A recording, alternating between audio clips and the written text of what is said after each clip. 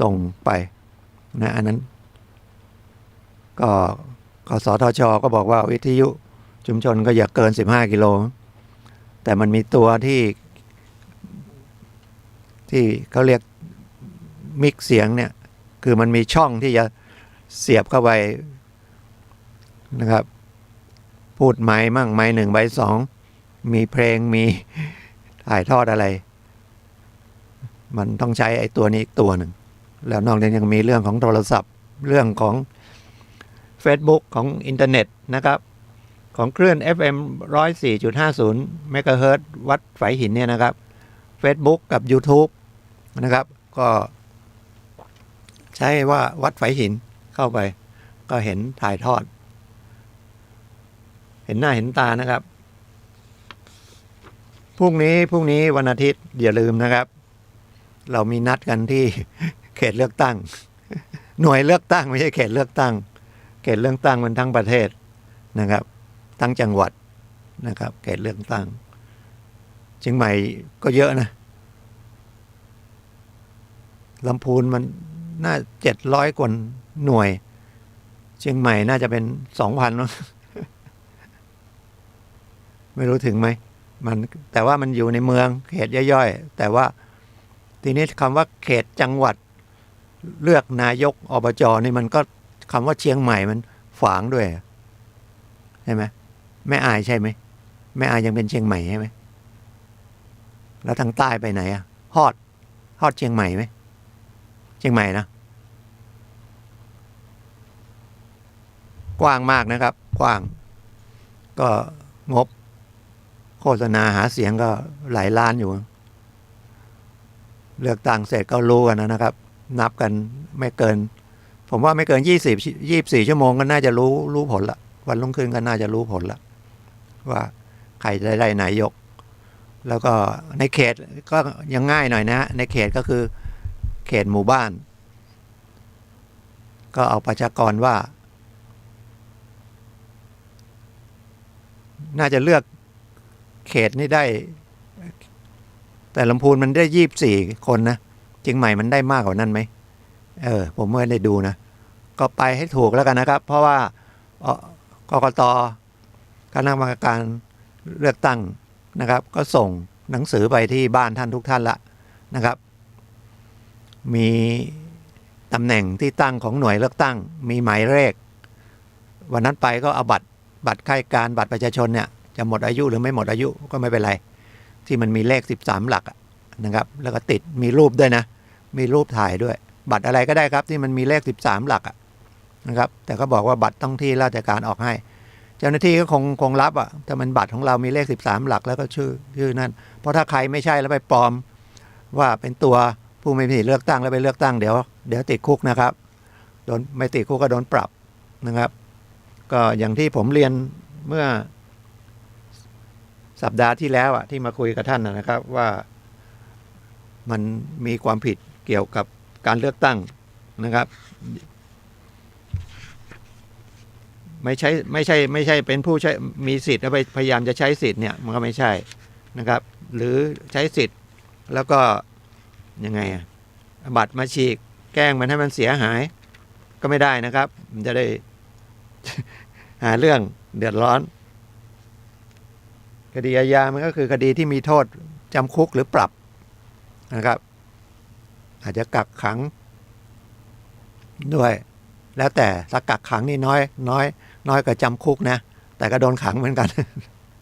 แต่ขังไม่ได้ขังในคุกบัตร2 ใบย้ำอีกทีบัตรใบหนึ่งเป็นนายกอบจ.นะครับนายกองค์การบริหารส่วนจังหวัดถ้าอีกบัตรหนึ่งก็เป็นสมาชิกนะครับที่อยู่ใกล้ชิดกับท่านนั่นแหละก็จะเลือกใครก็แล้วแต่นะครับแต่จริงๆอยากคุยนิดนึงพอดีก่อนมีการเลือกตั้งเนี่ยสมัยก่อนมันมาเปลี่ยนแปลงการปกครอง2475แล้วก็มีการเลือกตั้งเป็นประชาธิปไตยเปลี่ยนจากสมบูรณาญาณาสิทธิราชเนี่ยคือพระมหากษัตริย์เป็นอำนาจสูงสุดนั่นนะมาเป็น2475รัชกาลที่7 ที่จริงก่อนตรงนั้นนะ2459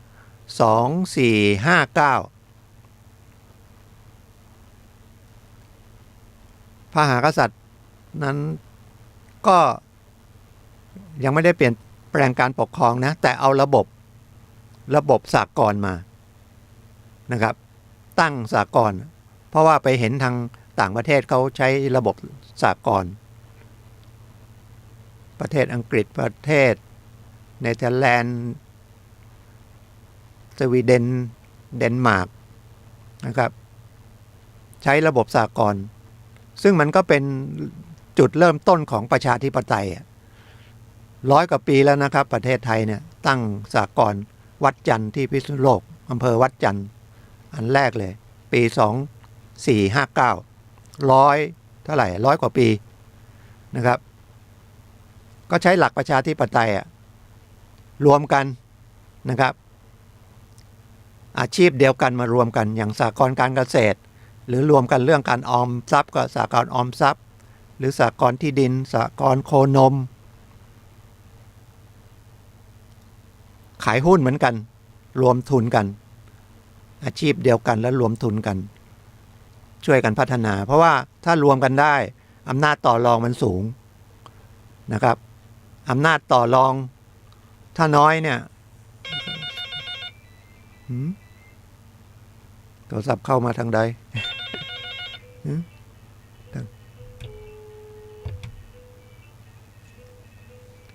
มีโทรศัพท์แทรกเข้ามาสหกรณ์ก็รวมกันแต่ว่าเป็นอาชีพเดียวกันอย่างสหกรณ์โคนมอย่างที่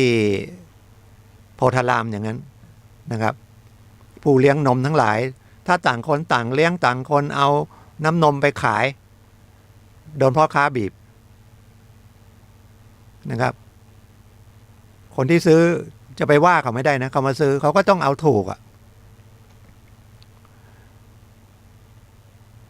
สหกรณ์โคนมก็พระบาทสมเด็จเจ้าอยู่หัวรัชกาลที่ 9ก็ไปเริ่มนะบอกรวมกันดิแล้วตั้งสหกรณ์แล้วทำโรงแปรรูปน้ำนมสดแล้วก็ซื้อขายกันตามราคาที่มันได้นะครับมากกว่าคือเอาไปแปรรูปเนี่ยมันต้องขายได้มากกว่าอย่างเรากินนมกล่องเนี่ยกล่องเท่าไหร่8 บาท 10 บาทแล้ว250 ซีซีนี่เท่าไหร่นะไ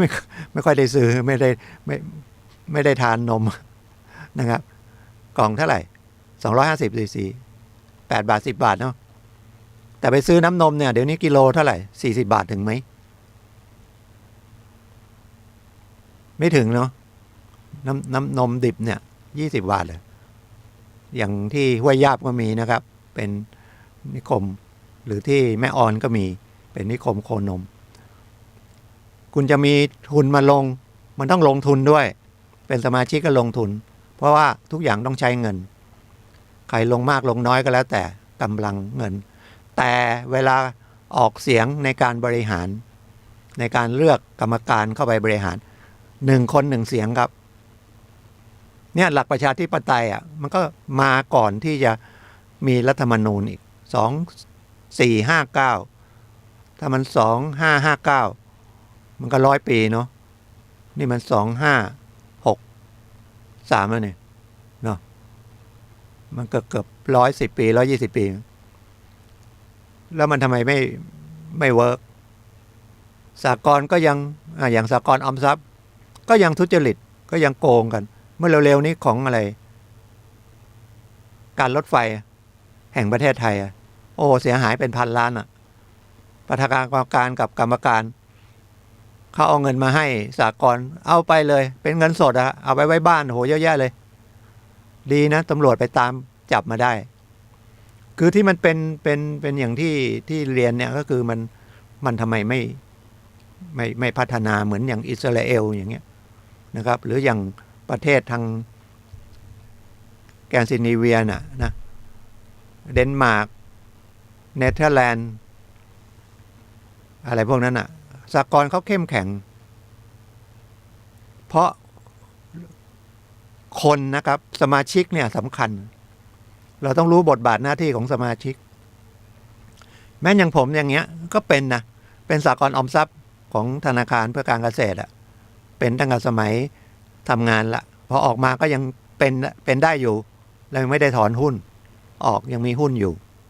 นะครับเป็นเงินกู้สหกรณ์ออมทรัพย์ชื่อสหกรณ์ออมทรัพย์แต่จริงๆเจตนาออมทรัพย์แต่ถ้าออมทรัพย์ไปอย่างเดียวมีแต่คนไปฝากเหมือนธนาคารอย่างเงี้ยถ้ามีแต่คนเอาไปฝากแล้วเอาเงินฝากเนี่ยไม่ได้ไปหาผลประโยชน์เลยก็เจ๊งเดี๋ยวนี้ฝากประจำธนาคารนะครับ35 ตังค์34 ตังค์แล้วก็ออมทรัพย์นี่25 สตางค์ธนาคารให้แต่เวลาไปกู้เงินนะครับเขาก็บอกธนาคารเขาก็บอกมีทุนอยู่แล้วต้นทุนในการทำงานเนี่ยมันไม่ใช่แค่เอาดอกเบี้ยว่าอย่างเดียวค่าตึกค่าแอร์ค่าพนักงานค่าสำคัญที่สุดคือไอ้คอมพิวเตอร์ตู้ ATM อะไรพวกเนี้ยเขาบอกต้นทุนอย่างน้อยก็5-6 บาทแล้วอย่างนั้นเวลาไปปล่อยกู้มันก็ต้อง8 บาท10 บาทแล้วก็เป็นบริษัทมหาชนอีกถ้ามันไม่มีกำไรบริษัทมหาชนเขาก็ไม่มาลงทุนเขาก็ไปที่ธนาคารอื่นหรือไปลงทุนอย่างอื่นธนาคารทุกอย่างเลยนะธนาคารทุกที่เลยเดี๋ยวนี้เป็นมหาชนคำว่ามหาชนก็คือก่อนมหาชนเนี่ยมันเป็นบริษัทเอกชนก็รวยกันอยู่ไม่กี่คนนะครับตอนมาทำเรื่องของมหาชนเขาก็วิตกว่าเอ้ยฉันตั้งธนาคารมาแล้วฉันบริหารของฉันเองอะไรเองไม่ได้พอตั้งเป็นมหาชนเขาก็กำหนดเลยสูงสุดไม่เกิน 5% 10% อะไรอย่างนี้พวกนี้เขาก็ฉลาดนักธุรกิจเขาก็กระจายสิครับ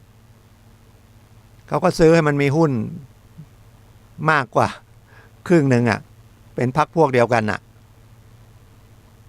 นะครับพี่น้องมั่งอะไรมั่งช่วยระดมทุนเพราะว่าเขาจะได้บริหารธนาคารเขาอย่างเก่าสหกรณ์ก็แต่สหกรณ์นี่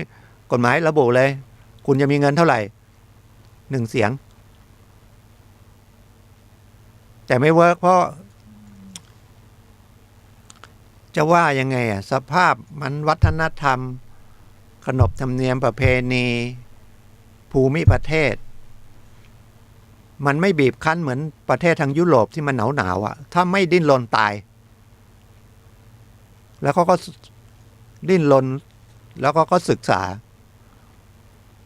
ว่าไอ้นั้นสหกรณ์นั้นของเรานะมันต้องมีความว่าเป็นของเราแล้วเข้าไปบริหารก็คือกรรมการก็มีเป็นผู้ถือหุ้นนะเราต้องเลือกกรรมการยังไงให้เขามีใจว่ามาบริหารคือมาทำงานให้เราไม่ใช่เอาเสียงมากเลือกเข้าไปทำงานหาทางทุจริตเอาง่ายๆเลยเข้าไปออมทรัพย์อย่างนี้ปล่อยกู้ให้พรรคพวกบางทีปล่อยผีเลยอนุมัติง่ายๆไม่ดูไม่แลฉะนั้นไอ้การเลือกเนี่ยสำคัญสุดเหมือนเนี่ยเลือกอบต.อบจ.เทศบาลหรือเลือกสส.เนี่ยเขาเข้าไปบริหารเงินภาษีอากรของเรานะครับไม่ใช่เลือกมีหน้าที่เลือกจบอีก4 ปีก็เลือกกันอีกทีเลือกแล้วก็จบระหว่างตรงนี้ไม่ได้ตรวจสอบมีกกต.อยู่นะมีศาลคดีทุจริตเพราะคนไทยจะไม่เหมือนแบบไม่ใช่เรื่องของเราหูเอาหูไปนาเอาตาไปไล่ไม่เป็นเขามาทำถนนมาทำน้ำประปามาติดไฟฟ้ามาเจาะน้ำบาดาลมาขุดบ่อน้ำบาดาลเราก็ไม่รู้ว่าเรื่องเลยงบเท่าไหร่อะไรได้เขาก็ระบุนะเขาให้ติดป้ายว่างบเนี้ยประมูลมาได้เท่าไหร่ระยะเวลาเริ่มต้นเมื่อไหร่ถึงเมื่อไหร่ใครคุมงานใครดูแลของกระทรวงไหนอะไรมีใครดูมั่งหรือดูก็ดูงั้นแล้วเขาก็ตั้งกรรมการตรวจรับงาน นะอย่างรอบนอกเนี่ยที่ผมเองก็คือก็มีชาวบ้านมั่งมีอะไรมั่ง2-3 คน ก็เป็นฟอร์มไปทั้งนั้นเป็นพิธีการเหมือนไหว้พระธูป3 ดอก ดอกไม้จบ มีครบแล้วเป็นแบบนี้นะขออภัยนะไม่เป็นความคิดเห็นส่วนตัวนะไม่ได้เอาอะไรมาบ่นกับท่านผู้ฟังนะอันเนี้ยนะครับเดี๋ยววันนี้ทนายมาบ่นอะไรอีกแล้วนะครับเป็นความคิดเห็นนะและในฐานะสื่อสารมวลชนซึ่งเป็นการเผยแพร่ความรู้ที่ถูกที่สุดอย่าเอาแต่บันเทิงนะอย่างในวิทยุเนี่ยขายยาขายอะไรโอ้โหคลื่นแรงจังเลยผมจะฟังคลื่นธรรมะเนี่ยโอ้โหหายากอะบิดไปนิดเดียวหลุดละแต่คลื่นทางโลกอะคลื่นขายยาเนี่ยยาอะไรก็ไม่รู้รักษาสารพัดโรคอะนะกินแล้วหายกินแล้วหายคลื่นแรงอะคลื่นส่งมาจากกรุงเทพเลยอะแล้วก็มาซื้อช่องสถานีทั้งเนี้ยก็เป็นเงินไปหมดอะแม้กันมีแต่กสทช.คุมก็คุมไม่ไหวหรือในมือถือเดี๋ยวนี้เปิดเข้าไปอยากจะหาความรู้ดีขึ้นมาละโฆษณาทั้งนั้นจะไปปิดก็ไม่ได้ปิดเดี๋ยวมันก็ขึ้นมาอีกแล้วจะปิดนี่ปิดยากปิดเย็นนะโฆษณาในมือถือเนี่ยนะทั้งที่เราก็ใช้ Facebook ใช้ Google เนี่ยนะมันก็บอกปิดได้คุณต้องเข้าไปที่ตั้งค่าปิดโฆษณาปิดเดี๋ยวมันก็ออกมาอีกเปิดมาแต่มีโฆษณาทั้งนั้นเพราะเป็นเงินกับเงินเนาะเขาก็ต้องการเงินขายของทางทีวีโถเยอะแยะเลยนะยังไม่พอขายในมือถืออีกเราไม่ได้ใช้ฟรีนะโทรศัพท์เนี่ยเราเสียรายเดือนค่าให้บริษัทแล้วเราจะใช้ YouTube ใช้ Facebook ของเราที่ Google มาทำมันมาฟรีหรือ LINE เดี๋ยวนี้LINE ที่เราส่งดอกไม้กันเนี่ยเป็นหมดแล้วในLINEนั้นซื้อของก็ได้เป็นกระเป๋าตังค์ก็ได้เข้าไปก็โฆษณานะไม่ใช่แค่ขายสติกเกอร์ก็อยู่กับกลายเป็นเรื่องเงินสหกรณ์เหมือนกันนะครับสหกรณ์ที่ผมพูดเรื่องแรกคือเจตนาจริงๆอยากให้รู้ว่าไอ้การเป็นประชาธิปไตยเนี่ยมันไม่ใช่มีแก่การเลือกตั้งสหกรณ์มันเป็นแล้วก็มีกรมส่งเสริมสหกรณ์ก็เนี่ย100 กว่าปีแล้วนะครับกรมตรวจบัญชีสหกรณ์ก็สหกรณ์ก็ล้มลุกคลุกคลานตลอดนะครับเพราะว่ามันผิดเจตนารมณ์ผิดหลักการสหกรณ์ออมทรัพย์เพื่อออมทรัพย์แต่ถ้าไม่เอาไปปล่อยกู้แต่ปล่อยกู้กันเองก็ต้องบอกดอกเบี้ยถูกผู้บริหารก็เหนื่อยไม่นั้นคนก็จะถอนถ้าดอกเบี้ยข้างนอกธนาคารแพงๆเขาก็ถอนไปไว้ธนาคารเขาไม่มาออมทรัพย์ไอ้สหกรณ์ออมทรัพย์แต่ยังดีตอนนี้สหกรณ์ออมทรัพย์มันยังมีผลตอบแทนเรื่องหุ้นอะไรพวกเนี้ย4-5 บาท6 บาทต่อปีอย่างเงี้ย7 บาท8 บาทต่อปีเนี่ยคนมีเงินมันก็โอเคนะครับแต่ถ้ามันต้นทุน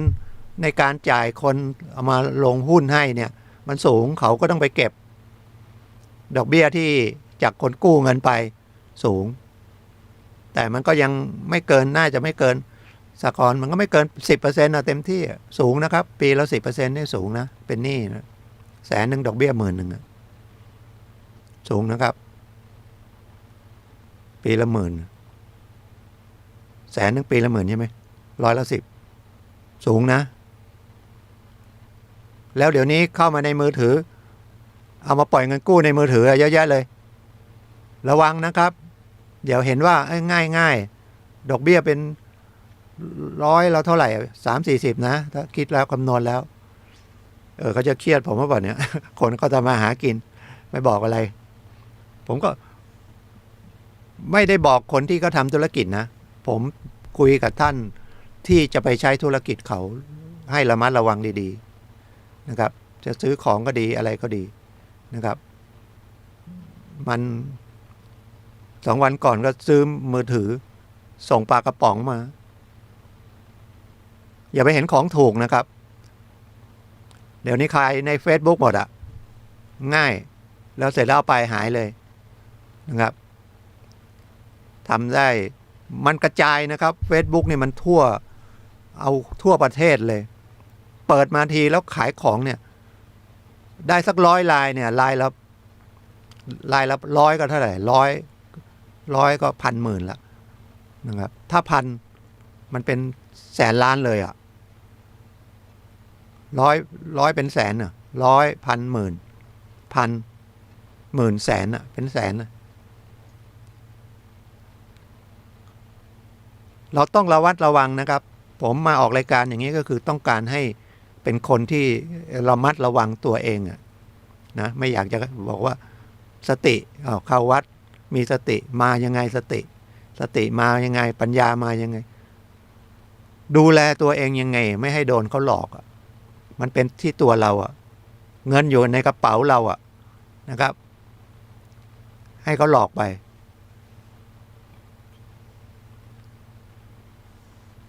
บอกมีผลตอบแทนต่อเดือน60%เนี่ยโหตอบแทน5%ต่อเดือนนี่ก็โห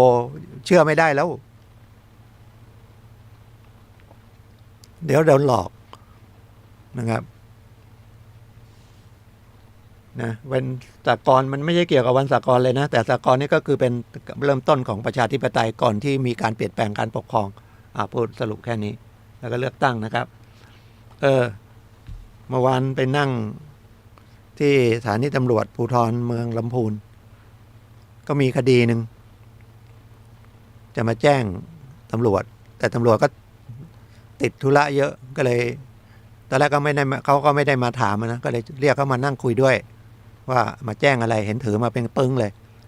กลายเป็นว่าเขารับมอบหน้าเป็นคนของบริษัท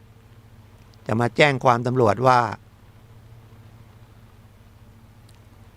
คนที่เป็นตัวแทนขายสินค้าให้เขานะครับเอาทรัพย์ไปอ่ะ ของที่ให้มาขายอ่ะไม่รู้อยู่ไหนเงินก็ไม่ได้แล้วก็หนีนะจริงๆถ้าเอาข้อกฎหมายจริงๆเป็นยักยอกทรัพย์มันเป็นคดียอมความได้แล้วโทษมันน้อยคำว่าคดียอมความได้เขียนอยู่ในตัวบทประมวลกฎหมายอาญานะครับอันไหนยอมความได้แสดงว่าคดีนั้นอ่ะมันก้ำกึ่งนะครับก้ำกึ่งยังไงอย่างช่อโกงเนี่ยก็ยอมความได้ยักยอกยอมความได้ยักยอกยังไงอันนี้ก็หมายว่าเขาเช่าบริเวณที่ขายสินค้าในห้างแล้วก็ให้คนขายสินค้าแล้วเขาก็ส่งของมาให้ขายนะครับทีนี้ถ้ามันอาจจะเรื่องโควิดด้วยเศรษฐกิจไม่ดีขายไม่ได้เลยก็เลยเอาของนั้นไปขายคนเดียวขายถูกเอาของบริษัทนั้นนะแล้วก็หายไปเลยอันเนี้ยของเราได้รับมอบของมาให้ไปจัดการอย่างหนึ่งอย่างใดแทนเขาเอาไปขายก็ดีเอาไปส่งให้คนอื่นก็ดีอย่างเงี้ยเมมเอาไปเมมนี่รู้ไหม งุบงิบเอาไปเอาเป็นของส่วนตัวใช้ประโยชน์ส่วนตัวเป็นคดียักยอกทรัพย์โทษก็ไม่เกิน3 ปีปรับไม่เกิน60,000แล้วเป็นคดียอมความได้สำคัญยังไงคดียอมความได้ผมคุยหลายครั้งนะ3 เดือนนับแต่รู้1คุณต้องไปร้องทุกข์อันดับแรกไปร้องทุกข์ก็คือไปแจ้งความเพื่อจะให้เขาไปเอาคนนี้มาดำเนินคดีไม่ใช่ไปแจ้งเป็นหลักฐานฉะนั้นทุกอย่างเนี่ยมันควรจะมีอะไรน่าจะปรึกษาทนายหรือคนที่รู้จริงๆเกี่ยวกับกฎหมายไม่นั้นคุณไปแจ้งความก็มีความรู้สึกเหมือนกับแจ้งความกลายเป็นแจ้งเป็นหลักฐานแจ้งเป็นหลักฐานก็คือแจ้งไว้ให้ตำรวจเขารู้เรื่องแต่ไม่ได้มีการเจตนาบอกว่าให้ตำรวจไปจับเขามาลงโทษถ้าแจ้งแล้วจะให้ ไปจับมาลงโทษเนี่ยเขาเรียกว่าร้องทุกข์มันต้องมีว่าฉันมาร้องทุกข์จะเป็นคดีแต่ส่วนใหญ่เลยถ้ามันไม่นั่นนะศาลตำรวจถ้าเราไปก่อน3 เดือนเนี่ยมันมีเวลาพอรู้ว่าไปคือต้องเห็นใจตำรวจเพราะถ้าเขารับเป็นคดีร้องทุกข์เป็นคดีอาญาปุ๊บก็ต้องลงทะเบียนลงอะไรแล้วรับเรื่องแล้วก็ต้องไปตามจับไอ้คนนั้นเลยเป็นเรื่องเลยนะแล้วต้องรายงานอย่างในโรงพักก็ต้องรายงานผู้กำกับว่าคดีรับเนี่ยไปติดตามจับไปมาแล้วนะไม่ใช่เอาเฉยๆแล้วคดีมันไม่ใช่มีคดีเดียวผมไม่รู้ตำรวจในวันหนึ่งกี่คดีแล้วเดือนหนึ่งกี่คดีเยอะแยะไปหมดเลยนะแล้วเกิดทำไม่ได้โดนเจ้านายเรียกไปตำหนิอีกเขาก็เลยรับไว้ก่อนแต่บอกว่าลองไปตามดูสิถ้าไม่ได้จริงๆนะเดี๋ยวจะลงใกล้ๆ3 เดือนเนี่ยผมไม่ปล่อยให้ขาดหรอกแต่คดีที่ไปเนี่ยมันเลย3 เดือนแล้วคดีมันเกิดตั้งแต่เมษามาแต่นี้เขาก็รู้ไงบริษัทเขาก็รู้เขาก็มีนิติกรมีนักกฎหมายมีอาจจะมีทนายด้วยเขาก็เปลี่ยนเบนวางลูกคดีว่าเป็นลักทรัพย์เขานั่งคุยกับผมบอกให้มัน3 เดือนมันขาดอายุความนะบอกยกเว้นก็เป็นลักทรัพย์ผมก็คุยไปงั้นบอกผมมาในรูปว่าลักทรัพย์นายจ้างถ้าลักทรัพย์มันไม่มีขาดอายุความมันมีอายุความคดีอาญาอีกอันหนึ่งนะไม่ใช่ขาดอายุความไอ้3 เดือนเนี่ยมันเป็นเรื่องของคดีที่ยอมความได้มันสั้นแต่ถ้าเป็นลักทรัพย์เนี่ยมันยาวโทษมันมีเรียกว่าอายุความในการไปตามตัวมาลงโทษเนี่ยมันยาวนะครับมันยาวนะครับโทษไอ้ตัวนั้นก็คือถ้าจำคุก1 ปีเนี่ยมี5 ปีถ้าเกิน1 ปี7 ปีอะไรเงี้ยหรือเป็น10 ปี20 ปีเหมือนคดีฆ่าคนตายอย่างเงี้ยคดีมันยาวเป็นนะแต่ถ้าคดียอมความได้จะร้ายแรงยังไงเนี่ยศาลดูบอกคดียอมความได้เนี่ยมันคดีไม่ร้ายแรงคนออกกฎหมายว่าอย่างนั้นนะแล้วศาลก็ต้องใช้ตามที่กฎหมายออกอย่างคดีข่มขืนนะข่มขืนธรรมดานี่นะไม่มีอาวุธไม่มีอะไรนะเป็นคดียอมความได้นะถ้าเด็กคนที่ถูกข่มขืนอายุ18ขึ้นไประมัดระวังนะครับเดี๋ยวเขาดึงไปดึงมาเดี๋ยวฉันจะแต่งเดี๋ยวฉันไม่ต้องไปแจ้งความหรอกฉันรับผิดชอบด้วยเลย3 เดือนไปจบเลยมันไม่มาคุยแล้วผู้ชายคนนั้นพอไปถึงตำรวจเขาถามว่าเรื่องเป็นยังไงพอเล่าฟังออกไปยักยอกจริงๆเลยพอยักยอกก็เขารับแจ้งไม่ได้นะมันเลยไปละฉะนั้นวิธีแก้คือมันต้องอย่าให้เกิน3 เดือนหรือเหมือนคดีเช็คเหมือนกันนะครับเด้งมาแล้วไม่เกิน3 เดือนเนี่ย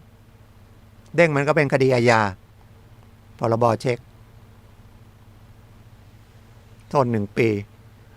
ปรับ100,000หรือไงคดีเช็คแต่3 เดือนนะครับ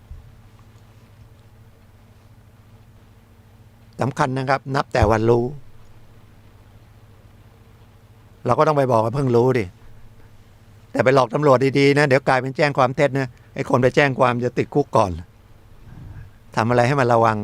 นะครับฉะนั้นพวกนี้มันถึงบอกว่าไปคุยกับทนายนะครับไปหาทนายไม่ใช่ทนายจะสอนอะไรทนายก็จะบอกว่ามันเป็นอย่างนี้แล้วคุณก็ไปหาวิธีเอาเองนะครับเดี๋ยวจะไปบอกให้ทนายไปหาทนายก็แนะทนายปิ้นป้อนนะทนายก็ดูช่องกฎหมายไงแล้วก็บอกประโยชน์ให้นะครับแต่โดยมากคนไทยไม่สุดๆจริงๆไม่ไปหาทนายแล้วนะครับกลัวเสียตังค์ทนายเสียประโยชน์ไม่กลัวนะครับคดียอมความได้ส่วนใหญ่เนี่ยคดีเนี่ยโทษมันน้อยแล้วส่วนใหญ่ก็จะขึ้นศาลแขวงไม่ได้ขึ้นศาลจังหวัดหรือถ้าขึ้นศาลจังหวัดมันก็พิจารณาแบบคดีศาลแขวงศาลแขวงเป็นยังไงศาลแขวงก็บอกคดีเล็กๆน้อยๆสมัยก่อนมันคดีเล็กๆน้อยๆจริงๆนะจำคุกไม่เกินเดิมเลย คดีแพ่งเล็กๆน้อยๆ30,000จำคุก1 ปีอะไรประมาณนั้นเดี๋ยวนี้ก็ไปแก้เป็นคดีแพ่งเพราะว่าค่าเงินมันน้อยหรือไงหรือธุรกิจมันใหญ่ขึ้นคดีแพ่งในศาลแขวงก็เรียกศาลเล็กๆคดีมโนสาเล่คดีมโนสาเล่คดีเล็กๆน้อยๆเล็กน้อยๆยังไงทำร้ายร่างกายกันด่ากันทำร้ายร่างกายไม่ใช่บาดเจ็บต่อยกันอย่างเงี้ยไม่ใช่เอาไม้ตีจนสลบอะไรอย่างงี้นะอันนั้นอีกอันหนึ่งทำร้ายสาหัสก็ขึ้นลงเป็นคดีอาญาใหญ่ด่ากันหมิ่นประมาทกันคดีเล็กๆน้อยๆเอาว่าในคดีละหูโทษกันแล้วกันหรือคดีส่วนใหญ่คดียอมความได้นะถ้าเป็นคดีอาญาเนี่ยเอาโทษว่าไม่เอาโทรศัพท์ว่ามันมีคดีหนึ่งนะครับผมก็มาคุยผมยังโอ้โหเสียหายตั้งเป็นล้านยังขึ้นศาลแขวงเลย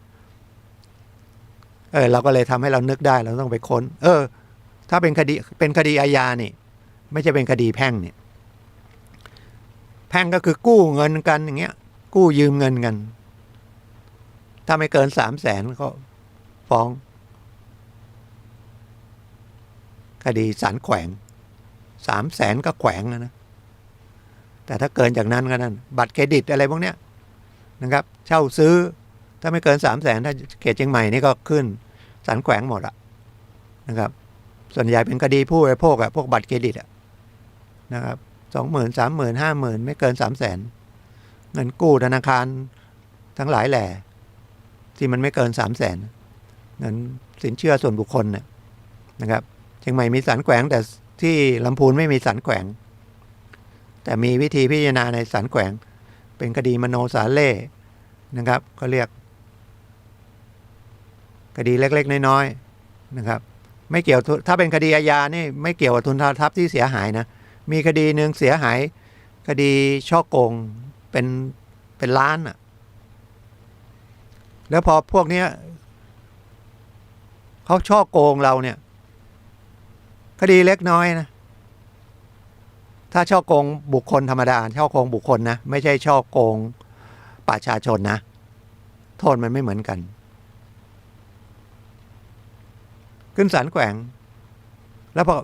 วศาลแขวงจะลงโทษเกิน6 เดือนก็ไม่ได้ถ้าจะลงโทษจริงๆอัตราโทษไม่เกินสูงสุดไม่เกิน3 ปีขึ้นศาลแขวงไม่เกี่ยวกับค่าเสียหายเขาก็ยักยอกกันเพลินเลยหรือช่อโกงกันเพลินเลยเพราะเขาไม่กลัวหรอกแต่เราไม่รู้ไงโกงกูว่าตำรวจจับก็จับไปมันโทษแค่นั้นนะเผลอๆไม่ต้องประกันอีกนะเดี๋ยวนี้มีโครงการพยายามไม่ให้ต้องจ่ายเงินประกันนะเพราะศาลเห็นใจคนทุกคนยากนะให้รับรองเอาอาจจะติดไอ้เครื่อง EM monitor นะครับพยายามจะไม่ให้ใช้โทรศัพท์ประกันใช้บุคคลเนี่ยตัวเองเนี่ยแล้วก็สาบานเอามั่งอะไรมั่งว่าไม่หลบหนีจะมาตามศาลตามที่นัดเพราะไม่นั้นมันต้องไปเสียค่าประกันจริงๆถ้าไอ้เงินประกันที่จะประกันตัวนะเอาไปชำระหนี้เขาแล้วก็วิธีแก้ก็คือนี่พูดถึงวิธีแก้บางคนเข้าไปถึงก็เขารับสารภาพส่วนใหญ่รับสารภาพแล้วขอผ่อนแล้วขอจำหน่ายคดีศาลก็ให้นะครับเพราะว่ายอมได้ละก็เป็นคดียอมความไงถ้าไม่ผ่อนก็มาแถลงศาลเอาคดีกลับขึ้นมาใหม่อย่างลำพูนมีคดีหนึ่งเช่าซื้อแท็กเตอร์แล้วก็ตีเช็คประกันเช่าซื้อมันไม่เป็นคดีอาญานะมันคดีแพ่งแต่มันฟ้องแล้วมันไม่ได้ตังค์ไม่กลัวเขาก็ฉลาดนะไม่มีหลักประกันไม่เป็นไรคุณไปเปิดบัญชีกระแสรายวันใช้เช็คเปิดก็10,000 เดียวก็ได้เช็คมาใบหนึ่งเล่มหนึ่ง20 ใบสมมติคุณผ่อนเท่าไหร่20 งวดเอาว่าผ่อน20 งวดเลยคุณตีเช็คมาเลย ใบ20,000สมมตินะครับ20 ใบก็เท่าไหร่สมมติว่าซื้อของ400,000ตีเช็คมาเลยคุณผิดนัดเมื่อไหร่เขาก็จะเช็คไปแจ้งโรงพักก็รับเรื่องออกหมายจับเรียกคุณไปคุณก็ต้องไปแล้วเสร็จยังไม่ใช้หนี้ถ้าใช้หนี้ก็ถอนแจ้งความอัยการส่งฟ้องขึ้นไปศาลคุณต้องไปประกันตัวเสียค่าประกันไปเสร็จที่จริงน่าจะเอาค่าประกันใช้หนี้ไปแล้วก็ขอปล่อยตัวชั่วคราวโดยไม่ต้องใช้หลักประกันนะเสียได้ตังค์ให้ในหน้าประกันภัยไปละในหน้ารับจ้างประกันตัวเสียไป300,000แล้วก็ผ่อนแล้วก็ผ่อนใหม่อาจจะลดยอดผ่อนลงมาก็ได้คือขยายเวลาไปผ่อนใหม่สัก10 เดือนสมมตินะแต่ถ้าแล้วก็ค่อยจะนัดผ่อนไป10 งวดเดี๋ยวงวดที่5อีก5 เดือนเขาจะขอดูผลถ้าไม่ผ่อนถ้าเป็นคดีแพ่งมันก็ต้องไปยืดทรัพย์โอยากถ้าไม่ผ่อนพวกก็แถลงศาลบอกเอาเรื่องนี้ขึ้นมาว่าคดีเลยนะแล้วก็ให้ตัดสินเลยนะอันนี้กลัวนี่ใครๆก็กลัวติดคุกไปหาเงินมาผ่อนใจให้มันครบก็ผ่อนต่อนี่จะไปบอกว่าเขาไม่ชอบก็ไม่ได้เขาก็ต้องใช้อย่างนั้นเขาเสียหายถ้าเขาไปฟ้องแพ่งเนี่ยเสียเงินเสียทองเยอะแยะแล้วมันไม่เป็นผลว่าเขาไม่ได้ตอนแรกผมก็เครียดนะบอกทำไมเล่นกันอย่างเงี้ยเหมือนคุณเช่าซื้อรถมอเตอร์ไซค์ไปเนี่ยถ้ามอเตอร์ไซค์ไม่อยู่นะคุณโดนละเขาเอาข้อหายักยอกเลยยักยอกมอเตอร์ไซค์หรือรถยนต์ยังไม่ค่อยมีที่เห็นเนี่ยก็คือได้มากมอเตอร์ไซค์เขาเป็นคดียักยอกปุ๊บผ่อนใหม่ถ้าไม่ผ่อนใหม่คุณจะต้องเข้าโดนโทษจำคุกนะผ่อนใหม่มันก็ต้องเห็นใจเจ้าหนี้นะกลับกันนะเขาต้องทำทุกรูปแบบที่เขาเห็นช่องกฎหมายมันทำได้เพราะธรรมดาถ้าคนทำอย่างนั้นน่ะจะไปทำเอาคดีแพ่งอย่างเดียวมันไม่มีเงินไม่มีทรัพย์สินคดีแพ่งนี่จบเลยบางคดีก็มาหาผมเหมือนกันพ่อผ่อนแท็กเตอร์ส่งไม่ไหวเขาก็เอาแท็กเตอร์คืนไปแล้วเขาก็ฟ้องแพ่งส่วนที่มันขาดราคารถแท็กเตอร์มาถามผมทำไงผมบอกมีตังค์ใช้เขาว่ามีทรัพย์สินให้เขายึดไหมไม่มีบอกไม่ต้องไปศาลแนะนำอย่างนั้นเลยไม่ไปทำไมพอมีคำพิพากษามาเขาก็ให้ใช้หนี้ตามศาลดูให้อยู่แล้วหนี้เท่าไหร่ดอกเบี้ยเท่าไหร่ค่าเบี้ยปรับอะไรขัดกับกฎหมายไหมเขาก็พิพากษาเลยพิพากษาเขาก็ไปตามสืบทรัพย์สิแล้วก็ไปขอยึดทรัพย์เลยถ้าไม่มีทรัพย์สินอะไรก็จบถึงจะมีทรัพย์สินบางอย่างก็ยึดไม่ได้เยอะเลยนะครับเงินเดือนข้าราชการนี่ก็ยึดไม่ได้รัฐวิสาหกิจข้าราชการส่วนท้องถิ่นอย่างเงี้ยเจ้าหนี้มาอายัดยากมากไม่ใช่ว่าอายัดไม่ได้ยึดไม่ได้อายัดเงินเดือนเขาบอกต้องให้เลี้ยงชีวิตได้ไม่ต่ำกว่า15,000เป็นเจ้าหนี้ก็ทุกข์นะแต่โดยมากบ้านเราเนี่ยเป็นลูกหนี้บอกลูกหนี้ทุกข์ผมว่าเจ้าหนี้ทุกข์กว่าเราได้เงินไปแล้วแต่ถ้าเป็นหนี้นอกระบบเขาก็ใช้อำนาจป่าเถื่อนแล้วกันว่าอย่างนั้นนะครับคือถ้าเขาจะมาปล่อยหนี้เงินกู้เป็นอาชีพเนี่ยเขาต้องมีวิธีที่จะเล่นงานคุณหนี้เขาไม่สูญกันแน่โดยใช้คดีใช้กฎหมายคดีในอาญาในเรื่องของกฎหมายเนี่ยมาบีบคุณนะครับฉะนั้นอย่าไปหลวมตัวกลับกันเราเป็นลูกหนี้เนี่ยเอาเงินไปให้เขาเนี่ยเป็นคนถูกล่อลวงอย่างเงี้ยเป็นผู้เสียหายอย่างเงี้ยยากเย็นที่ไปตามพวกนั้นได้เนาะไปตามเนี่ยโกงเงินไป เป็น10ล้านอย่างสมัยก่อนนานแล้ว10 กว่าปีแล้วแถวบ้านผมสมัยก่อน10 กว่าปีเนี่ยโกงกันตั้ง34 ล้านช่อโกงไม่ได้คืนสักบาทเงินไปไหนก็ไม่รู้ แต่คนโกงก็โดนติดคุก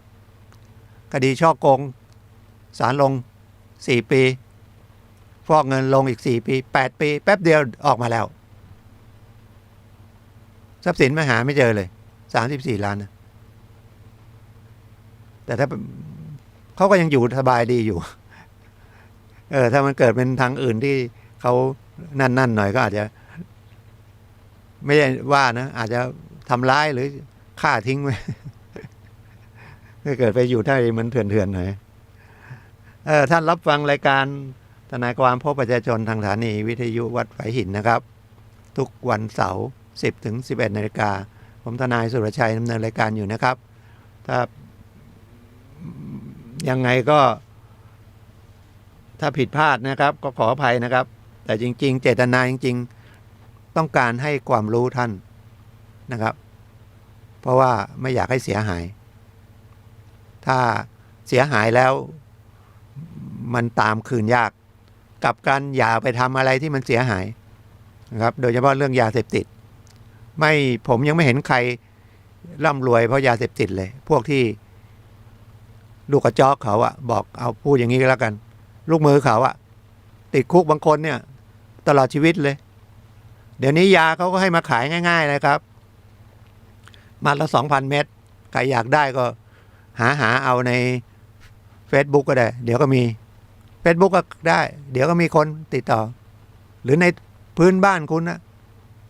ถ้าอยากจริงๆนะมันไม่หมดไปจากประเทศไทยได้หรอกถ้ายังไม่เป็นราคาอยู่ยังมีคนกินอยู่นะครับมันต้องใช้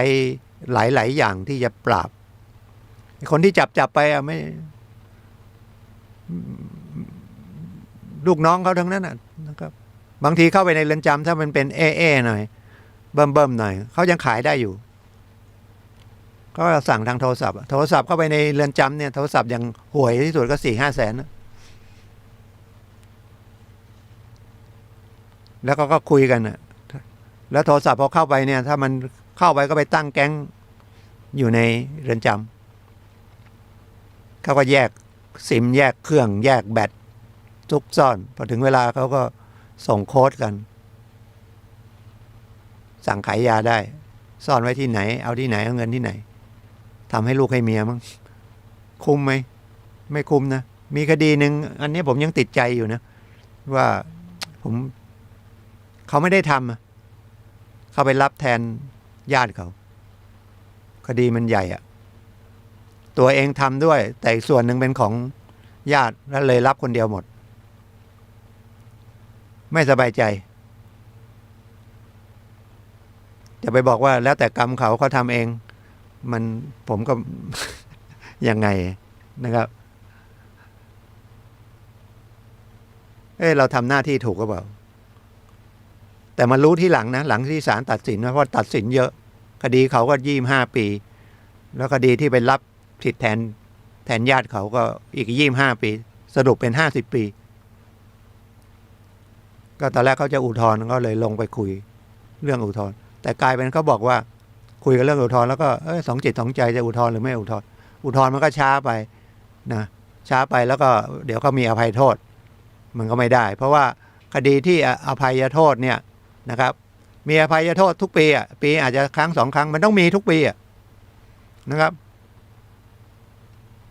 ถ้าไม่เป็นนักโทษเด็ดขาดคำว่าเด็ดขาดนี่จบ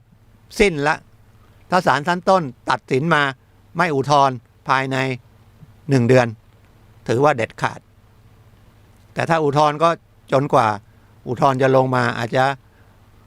ปีหนึ่ง2 ปี 3 ปีอะไรแล้วแต่หรืออุทธรณ์ลงมาแล้วยังไปฎีกาอีก 2-3 ปีถ้ายังไม่เสร็จเด็ดขาดยังไม่มีฎีกามาถ้าหมายว่าสู้อุทธรณ์ฎีกาไปเลยแต่ระหว่างอุทธรณ์ถ้าเราคิดว่ามันโอกาสมันไม่ได้ด้วยแล้วก็จะมีอภัยโทษอย่างเงี้ยก็ไปถอนอุทธรณ์นะครับถอนปุ๊บมันก็ถือว่าเสร็จเด็ดขาดในศาลชั้นต้นพอมีอภัยโทษมาก็มีสิทธิ์ นะครับ เรียกว่ามีอานิสงส์ก็ได้นะครับ ได้รับลดหย่อนนะครับทำไมต้องมีมันก็ต้องมีเนาะเพราะว่าคนที่เขาเข้าไปแล้วก็ไปคือเจตนาที่เอาเข้าไปต้องการอบรมให้เขานะครับสำนึกในความผิดเขาเมื่อเขาเข้าไปแล้วมีการอบรมมีการเรียนนะครับบางคนก็เข้าไปเรียนไม่ได้เรียนหนังสือบางคนอยู่นอกอ่านหนังสือไม่ออกเข้าไปก็ได้เรียนหนังสือบางคนไปเรียนจนจบปริญญาตรีถ้าติดคุกนานหน่อยก็ถือว่าเขาสำนึกได้แล้วออกมาก็ทำมาหากินได้แต่ออกมานี่ก็ลำบากนะครับไปทำงานเนี่ยพอไปเช็คประวัติเนี่ยมันยังอยู่นะครับบางคนก็ไม่กล้ารับนะครับแล้วบางทีเข้าไปก่อนเข้าก็สักลายบางทีก็ไม่ได้สักพอเข้าไปในนั้นก็ไม่รู้ทำอะไรก็สักที่จริงเขาห้ามนะครับเข้าไปในนั้นนะเครื่องมือสักก็ไม่ห้ามมันก็ลักลอบกันนะจะไปว่าเจ้าหน้าที่ก็ไม่ได้เจ้าหน้าที่เขาก็ผ่อนคลายบางอันในการบริหารเอามันก็สักออกมาตัวลายพ้อยเลยเราเห็นแล้วก็น่ากลัวนะครับเนี่ยมันก็หมายว่าบาปมันไม่จบถ้าพูดติดคุกแล้วฆ่าคนตายแต่ถ้าเป็นคดีฆ่าคนตายจริงๆที่เป็นเขาไม่ได้เป็นมือปืนรับจ้างอะไรพวกนั้นอีกอย่างนึงมีการทะเลาะวิวาทแล้วฆ่าคนตายจริงๆออกมาเขาก็ดีนะครับเพราะว่าเขาไม่ได้มีเป็นคนที่ฆ่าคนตายแต่มันบังเอิญที่จะต้องเป็นอย่างนั้นนะครับไม่ใช่เป็นฆาตกรนะมันพลั้งเผลอไปอย่างเงี้ยนะครับมันก็จะโดนเข้าไปแล้วเดินจำแล้วเรื่องอาวุธปืนอะไรอย่ามีไว้เลยนะครับเพราะว่ามันมีคดีหนึ่งโดนไป5 ปีนะครับทะเลาะกับเมียเนี่ยฝ่ายผู้ชายสามีก็จะขู่เมียยกปืนมันก็ลั่นนะครับปืนแก๊ปเนี่ยแหละไปโดนชาวบ้านนะแล้วเมื่อลั่นไปแล้วถึงไม่โดนชาวบ้านนะลั่นไปเนี่ยส่องไปทางคนแล้วมีการลั่นจะไม่ได้ตั้งใจหรือไงหรือเหนียวไกลแล้วก็กะไม่ใช่ยิงที่ตัวยิงเฉียดไม่โดนอันนี้พยายามฆ่านะครับโทษอย่างต่ำของคดีฆ่าคนตายเนี่ย15 ปีพยายามฆ่ากันลดนะครับ2 ใน 3ก็เหลือ5 ปี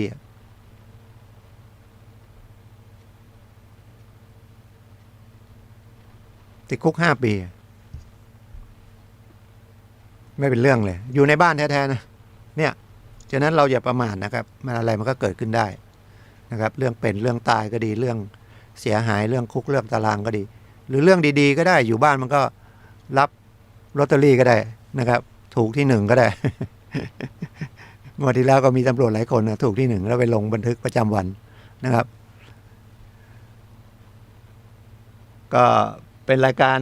มีอะไรจะคุยอีกมันอย่างนี้มันก็มีเนาะอีกนิดนึงจะหมดละเหลืออีก5 นาที10 นาที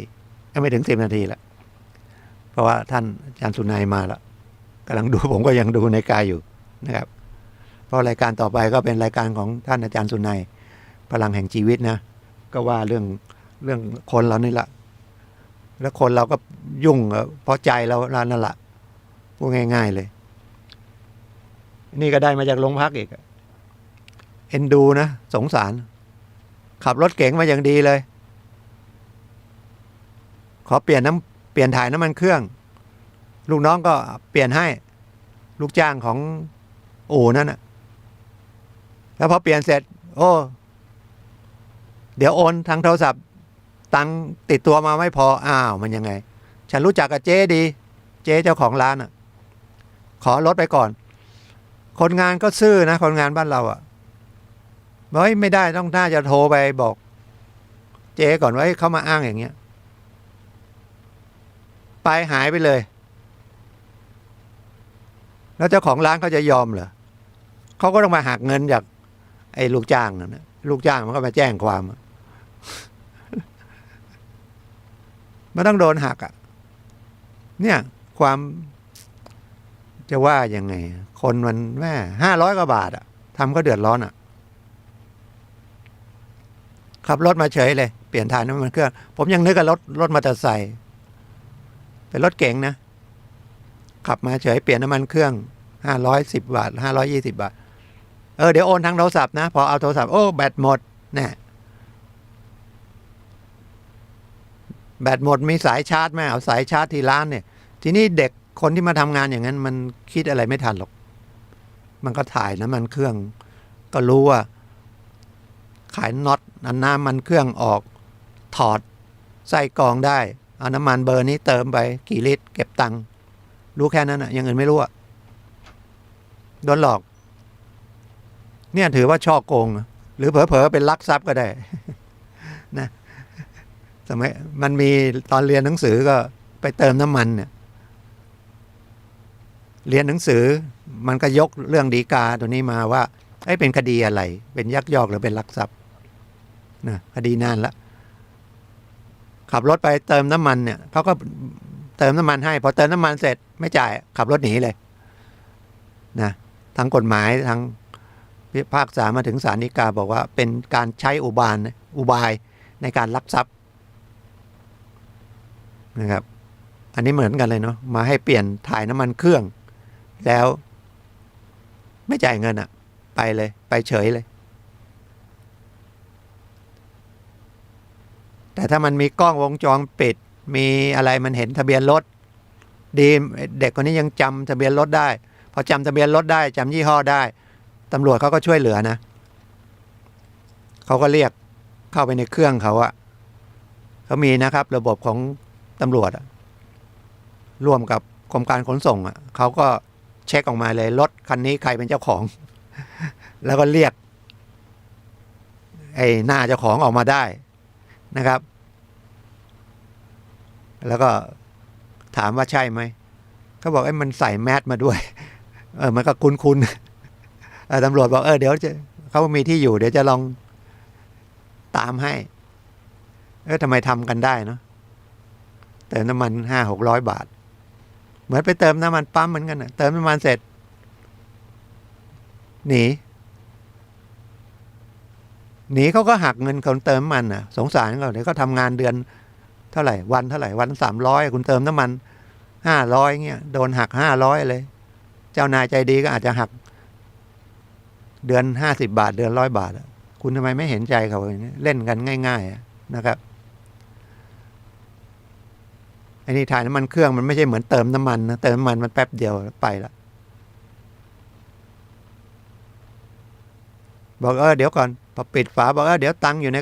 กระเป๋าอยู่ในรถไปเปิดรถขึ้นรถขับไปเลยนะเป็นลักทรัพย์นะครับไม่ใช่ช่อโกงนะช่อโกงยอมความได้ตังค์มาคืนก็จบนะครับแต่อย่างที่ผมบอกแต่แรกคดียอมความได้อย่าไปลืมนะครับ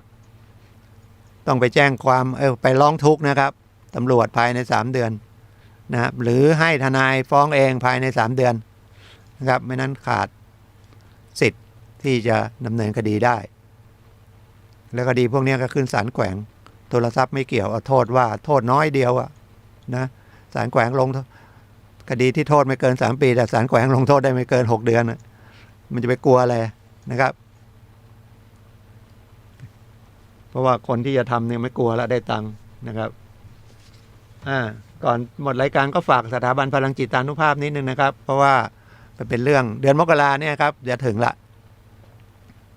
ไปสมัครได้นะครับใกล้ๆก็ที่แม่เหี่ยนะครับตรงกาดวรุณเข้าไปวรุณนิเวศนะครับไปเรียนที่นั่นก็ได้หรือที่คณะบริหารมช.ก็ได้นะครับหรือเยอะแยะเลยมีทุกที่นะครับแม่ริมแม่แตงฝางเชียงใหม่แม่อายไปถึงเชียงสงเชียงแสนมีหมดนะครับจอมทองมีหมดก็จะเป็นเรื่องของกฎหมายก็ดีนะครับเรื่องของสถาบันพลังจิตานุภาพก็ดีสถาบันพลังจิตานุภาพก็ของหลวงพ่อวิริยังเป็นศิษย์ของหลวงปู่มั่นเปิดมาตั้งแต่ปี2540นะครับตอนนี้ก็มีสาขาทั่วประเทศประมาณ300 แห่งนะครับลำพูนก็มีนะครับมีทุกจังหวัดนะจังหวัดหนึ่งอาจจะหลายที่ก็ได้นะครับกรุงเทพก็มีเยอะเลยนะแทบจะทุกเขตทุกอะไร นะครับไปฝึกไปเรียนนะครับเพราะว่าร่างกายเนี่ยมันไปไหนได้เพราะใจนะครับถ้าใจเราไม่ได้เคยฝึกให้มันรู้บ้างนะครับอันไหนมันไม่น่าจะทำนะครับเรียกว่ามีสติรู้นะครับว่าอันนี้มันทำแล้วเดือดร้อนคนอื่นเดือดร้อนนะครับก็ไม่ต้องไปทำแล้วสติก็ทำให้เกิดปัญญาถามคนที่มีสมาธิมีสติเนี่ยเขาเรียนหนังสือเก่งและคนเรียนหนังสือเก่งเนี่ยก็ทำงานดีเงินเดือนดีนะครับหมอเดือนเท่าไหร่แต่โอ้โหกว่าจะเป็นหมอนี่เป็นนายแพทย์เนี่ยนะเขาต้องมั่นอยู่กันนั้นนะตั้งแต่ประถมมาจนจบแพทย์นะครับไม่นั้นไม่จบนะครับหรือกว่าจะเป็นภาคษาก็ต้องมีมาตั้งใจมาตั้งแต่แรกแล้วนะครับหรืออย่างทนายเนี่ยมันยังไม่ตั้งใจมากเท่าไหร่หรอกอย่างผมมันก็นะครับมันก็ได้แค่ทนายแต่ทนายเก่งๆก็เยอะไปเป็นสวเยอะแยะเลยนะไปเป็นบริษัทใหญ่ๆเป็น CEO ก็มีนะครับฉะนั้นจิตใจนี่สำคัญนะครับทุกวันจันทร์ทุกวันจันทร์ไม่ใช่วันจันทร์มันจันทร์พูดทุกวันเสาร์นะครับ10 ถึง 11 นาฬิกาพบกับผมใหม่นะครับ10 ถึง 11 นาฬิกาทาง FM 104.50 เมกะเฮิรตซ์แล้วก็ Facebook กับ YouTube นะครับวันนี้ก็ขอบคุณ